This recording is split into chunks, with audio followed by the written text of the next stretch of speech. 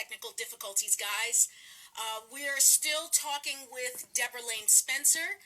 She has currently, as we're waiting for her to come back into the chat, just seen in the first episode of the Facebook Watch series I Vow, and she also has a Amazon Prime movie called Birthday Behavior. So let's join back with her.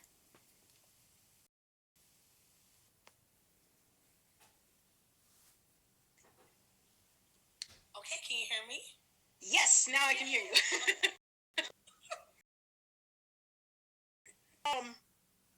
But yeah, you were telling your story on 5-0 about you being... Yes. So 5-0, Karen was a crackhead. It was a very dark place that she had to go. You know what I'm saying? Mm-hmm. And it wasn't me personally. It's literally, actors, we're just becoming, best way that we can. That was dope. And then just recently I did a play. I believe Adriana, 16 years old. She's been writing since she was like 8 years old. Okay. She's about to go on tour, like a 17-state tour. Oh, wow. But the play Listen is about an abusive mother who is beating her daughter so much so that the daughter ends up committing suicide. Mm. And the play is not listening. Teachers not listening, and children having a voice. How are they able to cast their voice if we don't listen? So anyway, in that play, I played the abusive mother, and she's like a little sister to me. And so to have to, hit on her, push the stage, and check her, etc., and to explain to her, hey, listen, baby, when they say action, I'm in that thing. The moment, you know what I'm saying? And the moment that they say, that's a wrap or cut, then we can TikTok and laugh and do all our things. But that was an interesting and a place of kids. I wouldn't. So yeah. Okay, so how would you say that you've progressed as an actor? I think once I realized that I did not have everything. Ooh. Repeat that again. Repeat that again. I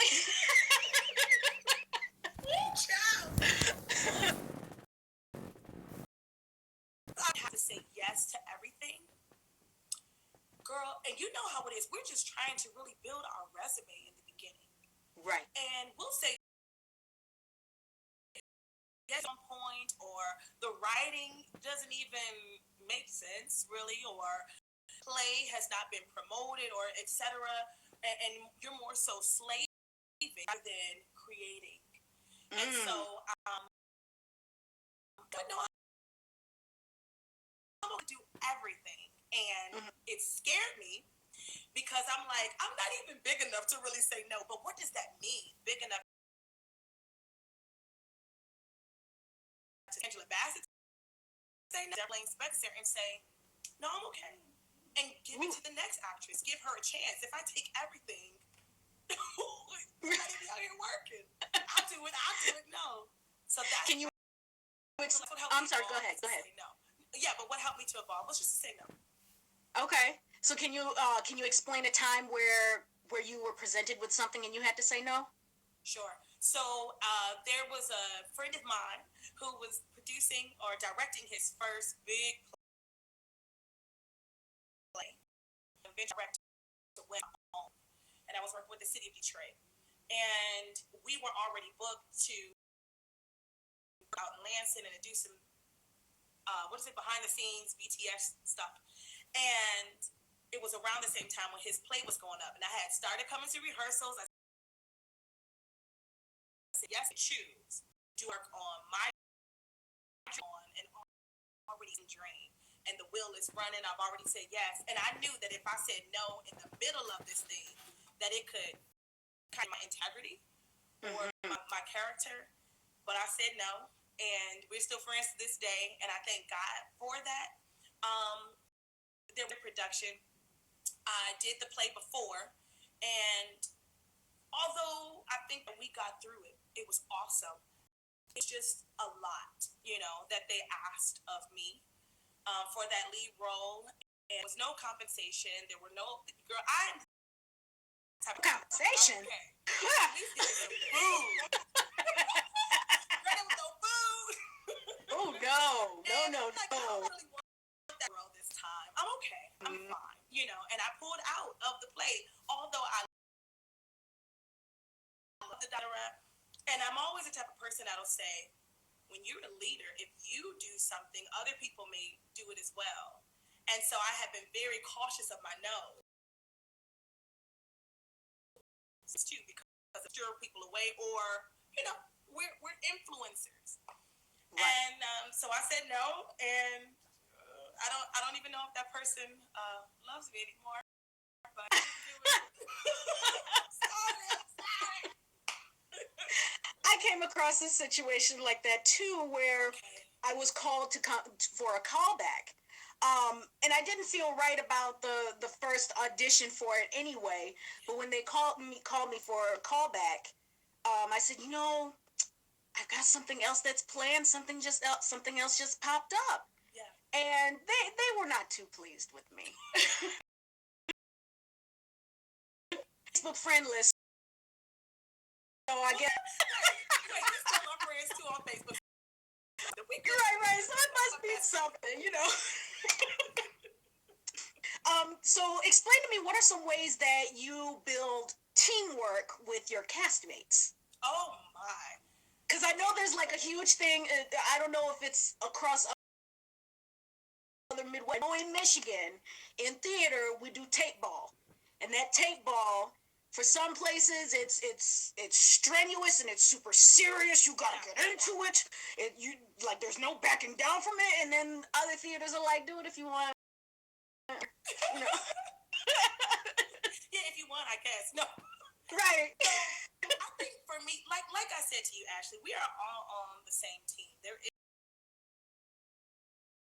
room for everyone. Production companies out here. You got Amazon, you got Facebook, you got Hulu, you got Netflix, you got PBS, you got NBC, you got so get it. Independent, go get it. So for me, when I come onto a set, y'all are my people, period. Mm-hmm. Because we're gonna be working with each other. And energy is serious. To bring that negative energy, or to bring that I'm better than you type of thing, not with Debra Lynn Spencer, honey. I'm there to go home and to do a job well done. And if that means me being very loving and kind to help my castmates, that's always going to be my spirit, versus the mean girl or in my silo. I'm in character. Don't talk to me. That's not me. That's not me. And I think that it's important, especially with your, for instance, birthday behavior. Mm-hmm. Oh boy, I feel sorry. We went to high school, college. We all got married and was in each other's wedding each other forever. Because we made it our business to have this camaraderie and this chemistry and this sister brotherhood that was just like dynamic. It made you want to go on set to see your friends. You know what I'm saying? Mm-hmm. And that to me is something that I want always. And if I have to adjust to make it happen, I will do it. You know what I'm saying? Like, hey girl, and it was like we got in depth with people's personal life, not even a person on set. Mm-hmm. You're just like, so let me tell you who I'm dating. You know what I'm saying? That's a beautiful thing. Ebony was already cast in the movie. We're already best friends. And so we could have just went off on the side and did our thing. We didn't. We literally, it was a sister brotherhood, because versatile is a boy. So sister brotherhood. Yeah. Speaking of birthday behavior and I vow, tell us a little bit about what both of those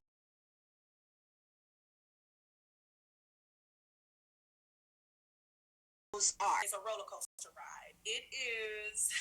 It's about three best friends whose birthdays are consecutively back to back to back. And this is the first time that they celebrate together with the help of their crazy friend Orlando. And Mumu has stolen this credit card, honey, and she takes us on the ride of our life. Anything that we want, whatever we want to do, she's like, roller coaster ride, but anything that can go wrong pretty much goes wrong. Friendship, we survive in the end. Yeah. That's great. And then tell me what Vow is about. Wow. So I'll speak on my episode. I Vow, episode 1, An Unexpected Request. Did you see it, girl? Oh yeah. Oh yeah. That's an unexpected request. And you know, sometimes I can be slow, and it took me. What? Right, like, oh, that was unexpected. Goodness. So But yeah, tell us about that episode, because you know, some people may not know. I definitely encourage those that are watching to go watch the first episode. But that first one is like a gut punch. Like, you really don't expect it. So I Vow is about this woman, Dina, who she's dealing with some insecurities. She just recently had a baby, and she's not really feeling herself like she used to. And she's not secure in her marriage. She has unanswered questions. And they're invited to a couple's home. And at this home, something unexpected happens. But it doesn't help how Dina's feeling already. And so there's that happens between the husband and the wife. And it ends in like this love, Spike Lee type of, I don't even know what Kenneth Nelson was thinking to end it that way, but it was so pure. It was so like, I see you type of thing. Right. So I Vow, I think, is perfect to open conversations for me. You know, what would you do if you were in this situation? So I said, go watch one. It's do it. It's a short film. And it was great. All I can say is that moment when the gentleman that was playing your husband, when he pinned you down on the bed and said, "What do you want from me?" Jeez. And you were just going in, you were like, "I need more." I'm like, "Oh girl, oh man, oh girl." I'm feeling it. I was that line ain't enough. I need more. And sometimes I think we think just being here is enough. Like, no capacity of the way that you love, but in the capacity that I need more. Like, I was recently talking to my friend about this. You are amazing, but you could turn it up a little bit, you know. I'm like, I'm living in the capacity that I think is good enough. But there's so much more space to be filled. Because I've never loved you before. I've never loved this person before. So I don't know what you need. Tell me. So I can either say I can do it or I can't do it. Oof. I really loved Birthday Behavior. See, that's two different. You know, that's chess where I can have fun and be the homegirl and do, or be the serious, wise one, or go there and be that wife and help women say the things that it's hard to say in person, but they can look at a film and say, "Baby, that's how I feel." Mm-hmm. That's it. How do you, when you get messages like that across to your audience members? Tears.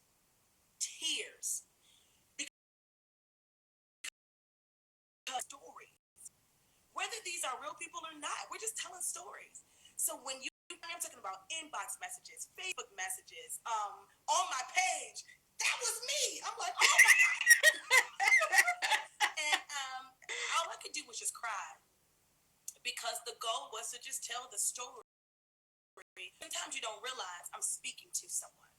Mm-hmm. You know what I'm saying? This is for you. And when I got tears, I'm such a crybaby. I was messed up. were speaking about audience members moving you to tears, moving the actor to tears. Yeah. What was your reaction at your first piece of mail? Girl, jumping up and down. First of all,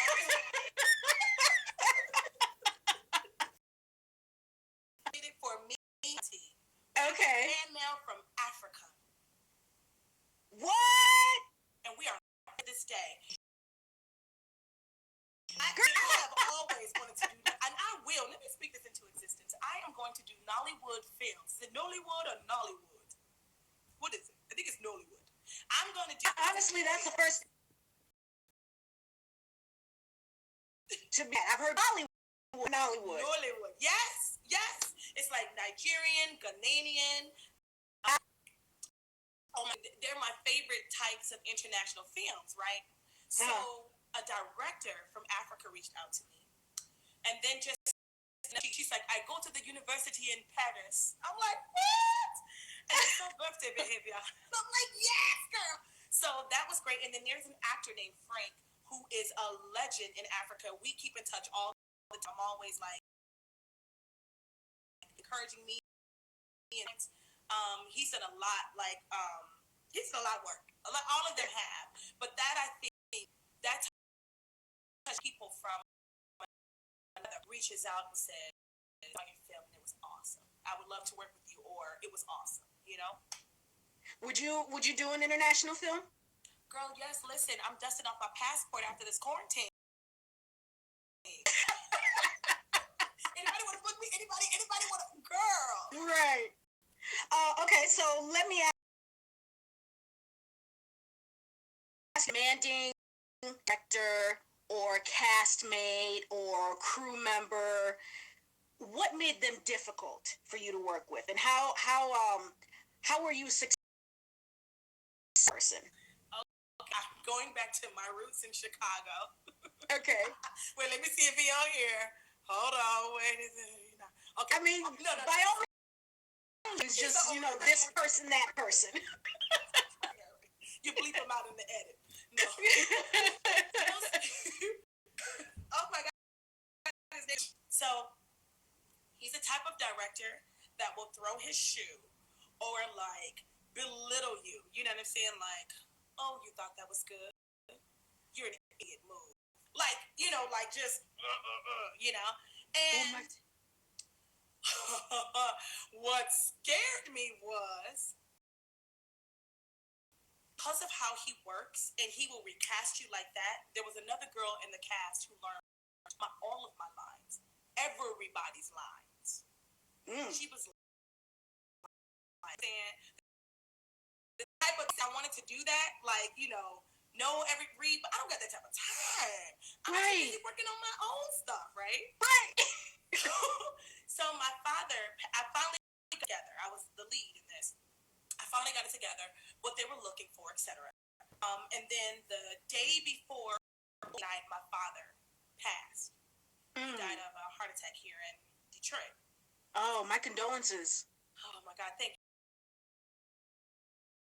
He's nervous because I'm like, I tell him that I'm not, and he was it was like this shift happened where he was just so loving and became more like a father figure in that moment, and was told the paper everything. I had to do all these interviews, Deborah Lynn is returning back to Detroit. We will open, she comes back, type of thing. And I'm like, no, the show must go on, type of thing. And he was just so, and then he called me and said, well, I don't know if you know this, but so-and-so has learned all of your lines, and we're thinking of opening. And I'm like, go ahead and do it, do it. And they did. They opened with her, and then I returned back to the stage. And I was like, I just knew he was going to be like, okay, bye, next. Mm-hmm. But there was a shift, and I think the shift came because I didn't fight him. You can't fight a bull. Mm-hmm. You know what I'm saying? And I had to not take it personal. You can't take everything personal. You can, can you kind of tell me in notes versus screaming at me on stage? Because when I'm in it, it's hard for me to shift, and he'll be like, honey, get in position. Okay. You know, he was not empathetic at all. Like, go, getting places. You know, one of the toughest directors that I've ever worked for, and he's legendary. He's absolutely legendary. In Black theater as well, in Chicago. So nothing but the best, and it made me stronger. Cause, like I said, I'm a crybaby girl. Child, I had to gird up my loins.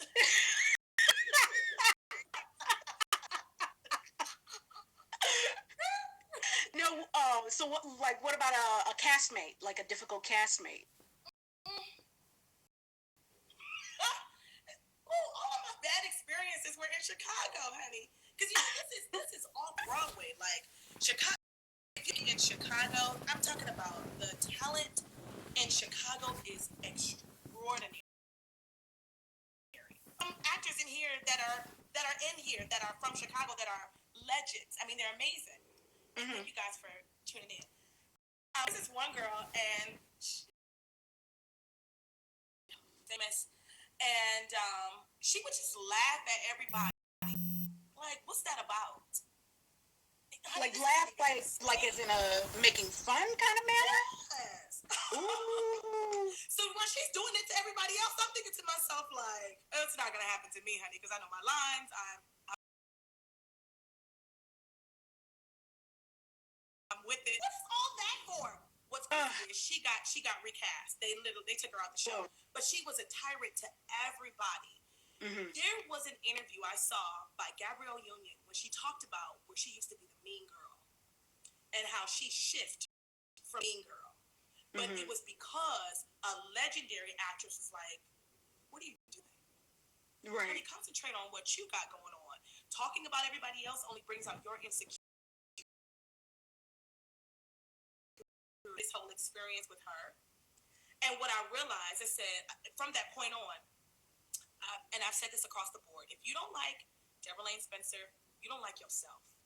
Because I don't do anything vindictively, or I'm not shaking the waters. I'm not that girl. I am just here to do my job and go to heaven. How about that? It's not the time to worry about or to cause discord or friction amongst people for that reason, right? And so later on, I'm just like, oh, okay, it was her insecurities that made her, do that. And I haven't dealt with difficult actors. I don't. No, Chicago was tough. Now you got me scared because we were talking about I want to go to Chicago and then. No, because you've done your groundwork in Detroit, we're built tough too. I feel like they would be like, y'all are serious about your craft. You guys are dynamic. And that's how Detroit to Chicago. They got the same hustle and grind that we got. I mean, they are hungry. They're working 4 seasons.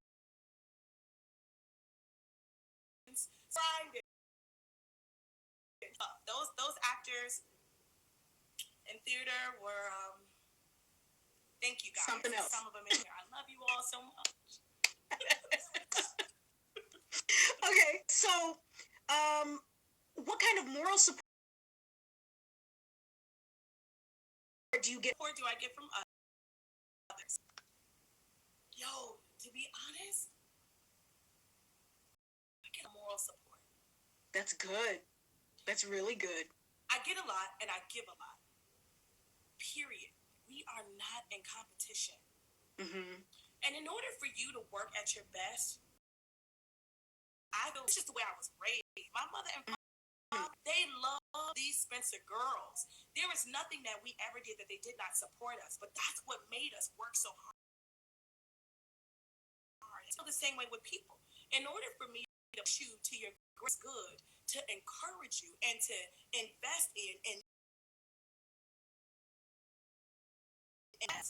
but me breaking you down, period. We are not in competition. And in order for you to work at your best, I feel like you have to. This is just the way I was raised. My mother and father, they love these Spencer girls. There is nothing that we ever did that they did not support us, but that's what made us work so hard and to become who we are. So I feel the same way with people. in order for me to push you to your greatest good, to encourage you and to invest in and love on what God has given you, that's what's going to bring out the best. But me breaking you down and tearing you down and calling out your name and tearing you apart, that may not work for you. Some people need that tough love. Right. Don't. And so I have a lot of actors, producers, writers, directors that will say, "Hey, Deb, tough, but tough with love." Because moral support doesn't always mean rah, rah, rah, yay, yay, yay. No, moral support means, hey, in this scene, when you did that, you could have did this.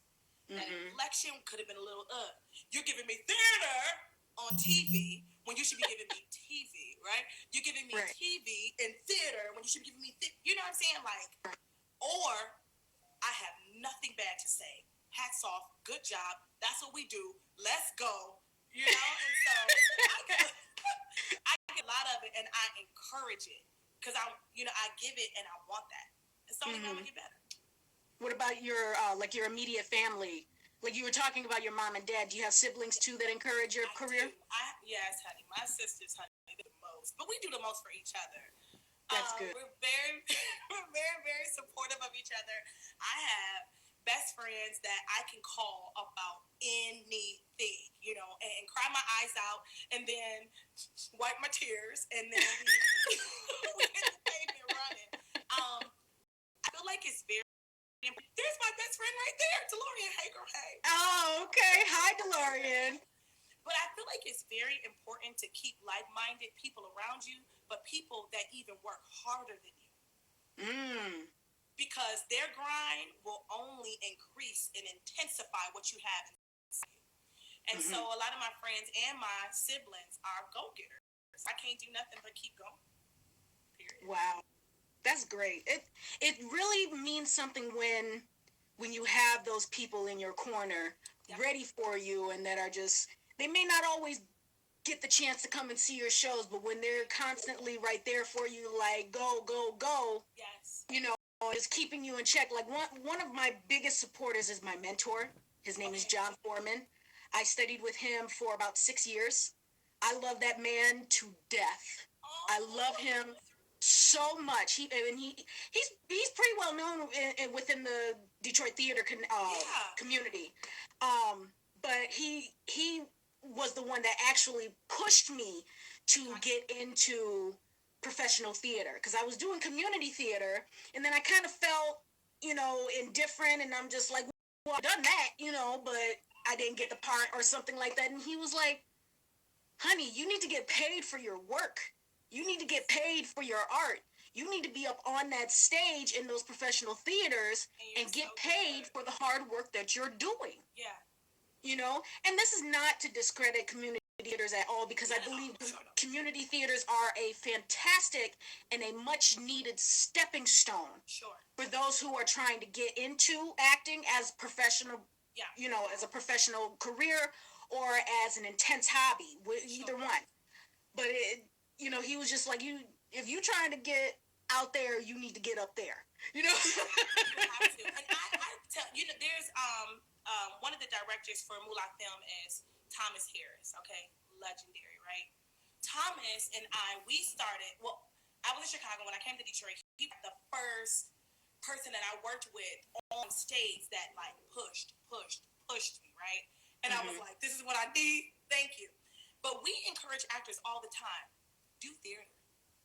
There is nothing like theater. That experience of working quick on your feet. Anything can and may and probably will go wrong.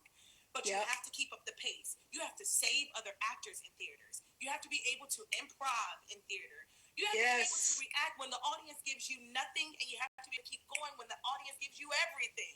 It's so much. Theater is a whole different type of beast. It's a different type of beast.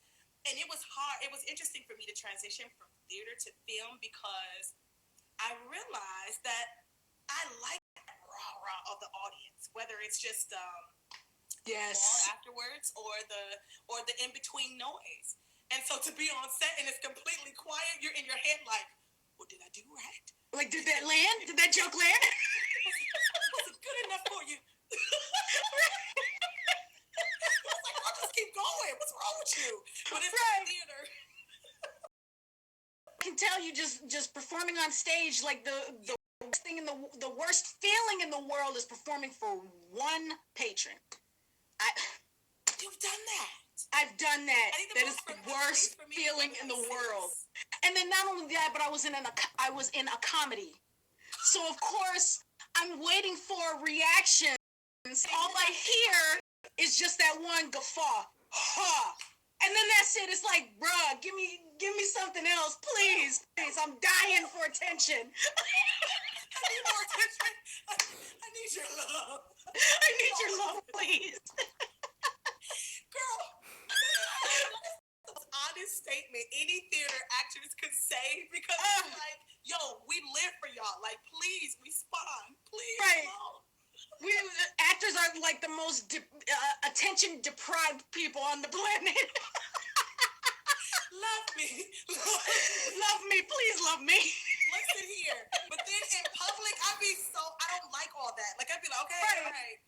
Right, it's like, leave me alone. No. Yeah, like, it's nothing deep. I'm just a person. Chill. Right. But on stage, honey, that's so stupid. In that same play that I did where it was a comedy, Yeah. I kid you not, we had to go in for Super Bowl because that's what was on the schedule. And me and my castmates were sitting in our dressing rooms. I'm not a football person, but I mean, I don't want to be there at that moment. You know what I'm saying? Yeah. There was literally one person that showed up. We had already performed before for like one or two people, but it was Super Bowl Sunday. The guys, of course, that were in the show, they were like, "Dog, I'm ready to go. I'm ready to go. I'm ready to go." And so one person shows up, and they were beyond mad, so mad. They were so mad. I was like, "Man, I'm gonna do this stupid show." Okay, this is so sad. Did y'all make that man pay for this show, or was it free? No, they had paid for their ticket. It was a woman. She came in, purchased her ticket because she doesn't care about Super Bowl Sunday. She wants to. But our director, because she was the only person in the audience, she allowed the person to come back another day. Okay. When there's audience interaction, and we were able to go free. So that was. Oh my gosh, that is. Man, I'm telling you, that was first of all, that was the funniest moment, seeing these men cry because they can't go see a football game. I'm like, I want to go see a football game. Oh my God, my guy King is in the house, one of the best male actors out here. Who was? King Wesley. Oh, this one, King Wesley. Okay, hi King, how are you? Amazing. A couple more questions and then we'll wrap this up, okay? Okay, let's do it.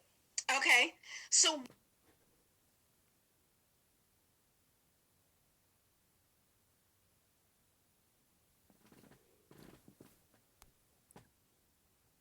all the stuff she starts and and now,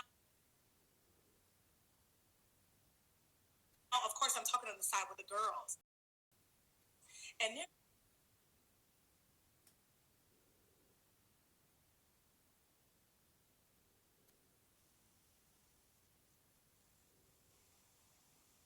Okay. You froze on my end. Okay, I'm sorry. Oh, okay, my bad. What would you say is your greatest actor? My greatest accomplishment as this is the funniest question because one time my guy was saying nothing. My greatest accomplishment. Right. Let's see. My greatest accomplishment as an actor was working alongside Robin Gibbons in For Color Girls. You told me about that. Girl. Oh my God. Okay, so I was cast as Lady in Blue. Angela Barrel Dunlap, legend. I feel like Trump when I do stuff like that. Legend, amazing. Awesome talent. Paul, sorry. Anyway, honey, she's dope. So I'm Lady in Blue, and we're doing rehearsals, table readings. We're ready. Our dance routines are all together. Everything is dope. And what happens? The celebrities come in. I think it's like a week prior to the show, and so once the Stone and there was another woman, I forgot her name. Kelly Price was in there, and then Robin Gibbons. Oh my God! So Robin comes in the room, honey, and of course I'm just like, right? And she's like, I'm gonna have a seat, and you can have Deborah go ahead and do Lady in Blue. So at this point, now I'm realizing, oh, I was an understudy the whole time. I thought she was no problem. So we ran through the whole show. Next thing you know, Robin is off to the side talking to Angela. And she has the script in her hand, and she's scratching up stuff, and she's writing over stuff. And now, of course, I'm talking on the side with the girls. And they're like, I didn't know you were an understudy. I'm like, yeah, I guess I am. I thought I was Lady in Blue. But it's cool, you know. Right. Maybe I'll do the morning show, and Robin will do the evening show. Stuff like that. It's cool. Robin stepped on the set and was like, Deborah, come here, please. Yes, ma'am. Yes, ma'am. Yes. So I walk over and he has this in here. There is no way. There is no way of that from you. You've worked hard. You earned your place on the stage. So this is what we're gonna do. You're gonna do this whole monologue by yourself. I'm gonna do this monologue by myself, and we're gonna do this one together. I said, what? Oh my goodness! We worked together, but she would. It's on Netflix. Archer. Archer, yeah. Okay. So her agent called her and told her that they wanted her to read for that role. She literally goes to one of the other dancers. I think it went to one of the other dancers and was like, "Go get Deborah." And so she's like, Robin's agent just called her. She's about to do a read for this role, and she wants you to be in the room with her. So oh my God! Like walking up these stairs in the music hall. She has her own separate dressing room, and she's talking me through it. Okay, so I have my own light. You want to make sure that somebody is sitting, a little far off. You want to make sure that you're not literally in the camera. Everything that you learn from acting school, but I'm getting schooled by Robin Gibbons. Right. You're going to take that knowledge. And she gives me the script. She says, read over the lines, and I want you to read. So her audition has my voice on it. She sent it over to her agent, and here she is on Netflix as the principal. I mean, how many years has it been on? What was that? 12, I think it was. For a while. I'm not a huge Archer watcher, but I know of it. Exactly. And so, bam, I'm there watching all this happen. And the time that I spent with her that to me was everything. That right there was one of my greatest achievements. And for her to applaud me in my performance afterwards, like, there are notes. There is nothing I would have done differently. Wow. Like, what? Like, bracelet, girl. At one point, I said I wasn't gonna, take it off ever. Right. After it started, turning my wrist. No, so it didn't turn my wrist. I'm lying. It didn't turn my wrist. Oh wow, that's amazing. Yeah. That is amazing. He was like, okay, so no, that's amazing. So, all right. So, what advice do you have for aspiring actors? Ooh, so much to tell you guys. What advice do I have for? Give me like three key points that you would tell someone that's